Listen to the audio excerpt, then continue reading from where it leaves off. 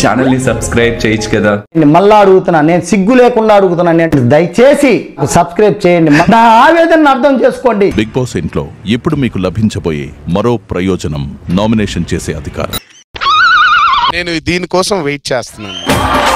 ఇప్పుడు ఓనర్స్ గా టెనెంట్స్ లో నుంచి ఏ ఒక్కరిని మీరు నామినేట్ చేయాలనుకుంటున్నారో చర్చించి బిగ్ బాస్ కు చెప్పండి.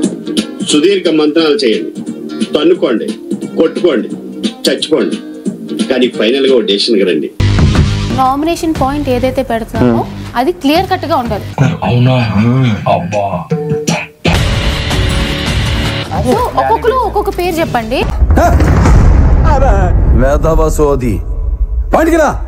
మేమందరం కలిసి యునానిమస్ గా ఒక నేమ్ అనుకున్నాము, సంజన గారు.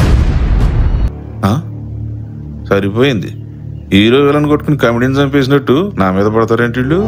మీ వల్ల వేరే ప్లేయర్ ని కూడా ఆ హీట్ ఆఫ్ ద మూమెంట్ లో ఏదో ఒక మాట అనేయాల్సి వస్తుంది అండ్ మిస్అండర్స్టాండింగ్ స్టార్ట్ అవుతుంది. మామ, నా వల్లనే నీకు ప్రాబ్లం అవుతుందంటే వెళ్ళిపోతారా ఇడికెచ్చి? ఆరుగురులో నాకు ఎవరైనా చెప్పారా ఇంట్లో వాటర్ తాగడానికి కూడా వస్తే మీకు పర్మిషన్ కావాలి? ఇది ముందే చెప్పొచ్చు కదమ్మా, చెప్పనే లేదే. బిగ్ బాస్ చెప్పారు, మీరు అబద్ధాలు ఆడుతున్నారు. చిన్నప్పుడు స్కూల్లో చదువుకున్న పద్యం యాదకొస్తున్నా సరే వాళ్ళ కర్మణ్యే వాదిక రస్యం చాణక్యం అమాయకమీర్ కించం. బ్యాక్ బిచ్చింగ్ అనేది 100% what you just use now. ఏం మాట్లాడుతున్నావు? What did you just say now? Back bitching. So don't use those words. Everyone does. Don't use that.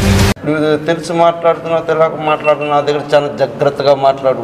I don't disrespect anybody. How can you, when you saying back bitching, she must be using it. She is talking to me.